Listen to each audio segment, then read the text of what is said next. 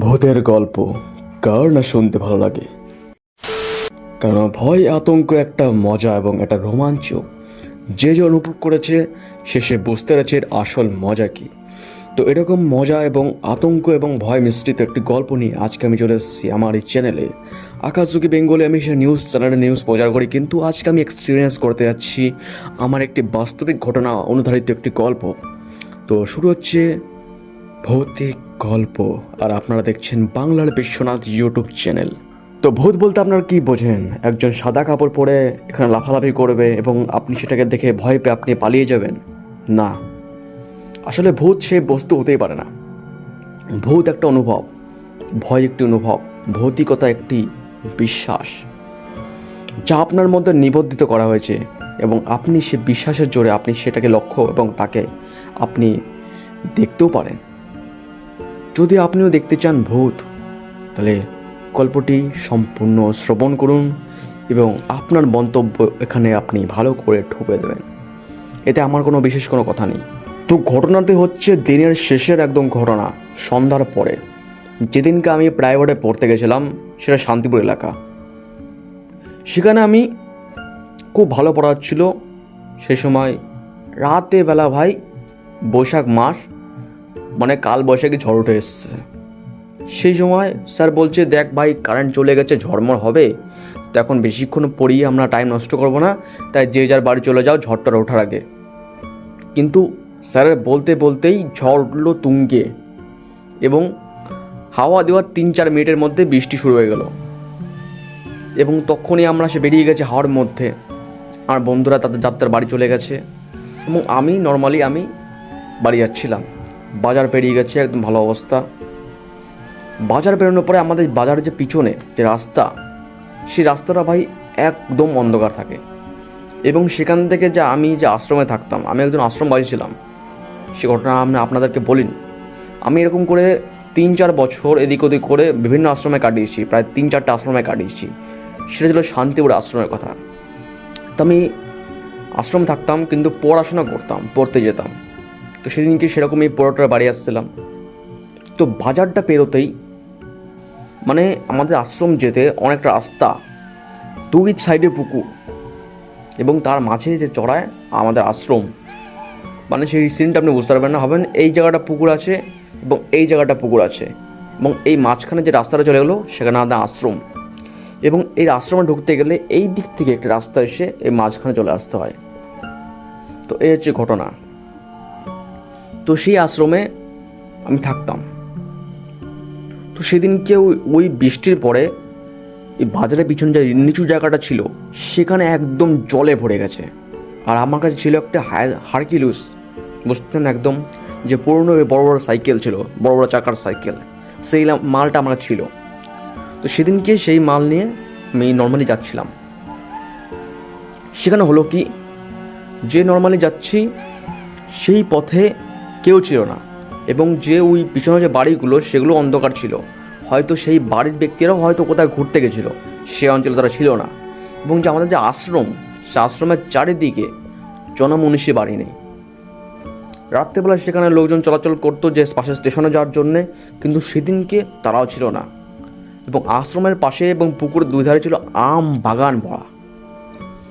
এবং আমাদের যে আশ্রম ছিল তার পাশে যে 2টো পুকুর, আমরা শুনেছি যে ওখানে এরকম প্রতি বছরে কেউ না কেউ মারা যেত। প্রতি বছর ওই পুকুরে ডুবে, সে পুকুরের পাশে বা সে আম বাগানে গলায় দড়ি দিয়ে এমন অনেক ব্যক্তি মারা গেছে। এরকম অনেক ভয়ানক ঘটনা ঘটেছিল। এবং যে আমাদের যে আশ্রম যেখানে ছিল তার পাশে একটি কুয়া ছিল। সে শুনেছি যে এই কুয়াতে মানে মানুষের উপর অত্যাচার করে কিছু গুন্ডারা লুটপাট করে সেখান থেকে কেটে ফেলে দিচ্ছে কুয়ার মধ্যে। এবং এমনকি ছোটো ছোটো বাচ্চাকে মেরে ওই কুয়ার মধ্যে ফেলা হয়েছিল। এরকম ঘটনা শুনেছি আমাদের আশ্রমের পাশে যে কুয়াটা ছিল। কিন্তু সেখানে এখন কুয়া নেই, সেখানে এখন মাটি বুঝিয়ে এখন সাফ হয়ে গেছে। সেজন্যই হয়তো জমির মালিক যে ছিল সেখানে আশ্রম বানানোর জন্য আমাদের ফ্রিতে জমি দিয়েছিল, কারণ এখানে ভৌতিকতা কাটানোর জন্যে। কিন্তু তবুও আমরা এমন আত্মা যারা ছিল, তারা হয় কি, তাদের মনে এমন একটা ক্ষোভ জেগে থাকে, সেটা ভাই ভগবান কাটাতে পারে না। কারণ ভাই যারা অত্যাচার করে, যারা মানে ভুলভাল কারণে, যারা ভৌতিকতার মাধ্যমে যারা মানুষকে ভয় দেখায়, তাদের ব্যাপারটা আলাদা। কিন্তু যারা নিজে অত্যাচারিত হয়েছে তাদের মধ্যে যে ক্ষোভ, সেটা ভাই ভগবান থাকলেও সেটা কাটানো যায় না। কারণ সেটা ভাই তাদেরকে কষ্ট দেওয়া হয়েছে, তাদেরকে কষ্ট দিয়ে মারা আছে, তাদের কোনো দোষ ছিল না। এবং তাদের কিছু আমরা মাঝে মধ্যে অনুভব পেয়েছি, কিন্তু সে কথা আমি বলতে পারছি না। তো মূল কথা আসি, সেদিন কি সেটা আমার প্রথম ঘটনা। আমি নর্মাল সে বড় হারকুলিসের সাইকেল চালিয়ে আসছিলাম, সে বড় যে ঘন রাস্তায়, সে আমবাগানের। তো যে পাশে যে পুকুর ছিল, সে পুকুরও কিছুদিন যে বৃষ্টির জলে একদম ভরে গেছিলো। সেই জলটা সেই রাস্তায় উঠে এসছে।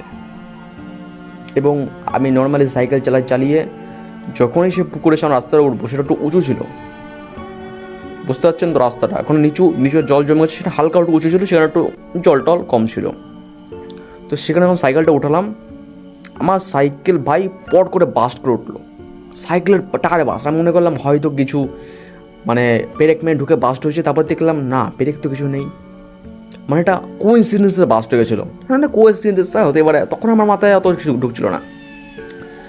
সামনে আমার একটা ব্যক্তি, গ্রাম অঞ্চলে, আমি তাকে দেখে অবাক হয়ে গেলাম।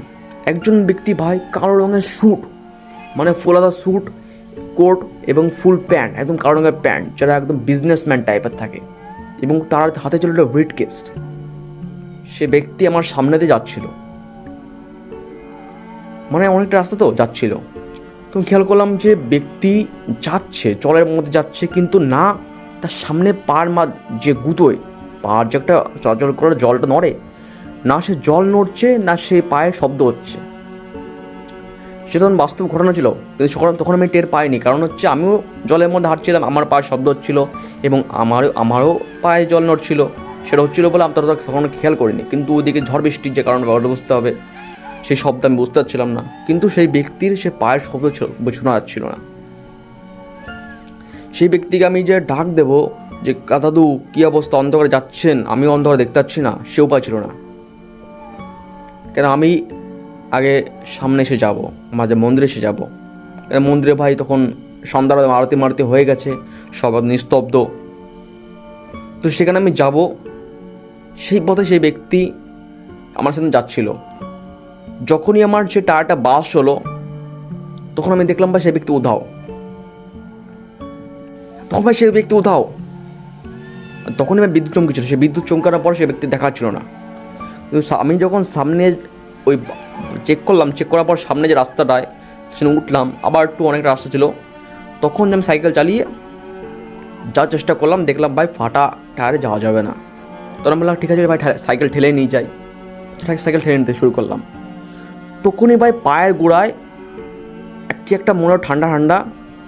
তো দেখলাম ভাই সাপটাপ নাকি কি। তাহলে আমি একটু নিচে ভালো ঝুঁকে দেখলাম, তো ব্যাং। তখন বুঝলাম ভাই এ তো সালা ব্যাং, কোনো ভয় বিষয় না।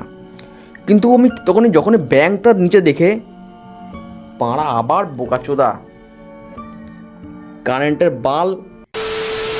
ভাই যখনই ভাই ভূতের গল্প শোনায় না, তখনই সালা এদিকে ভুং ভাং গল্প, ভাই কারেন্ট চলে যায়, ভুং ভাং শব্দ হয়। সেজন্য ভাই ভূতের গল্প শোনাতে ইচ্ছা করেন। যদি আপনারা শুনতে চান, তো আমার দেশি বিশ্বনাথ চ্যানেলে যে সম্পূর্ণ শুনতে পারেন, সেখানে সম্পূর্ণ দেওয়া আছে হিন্দিতে।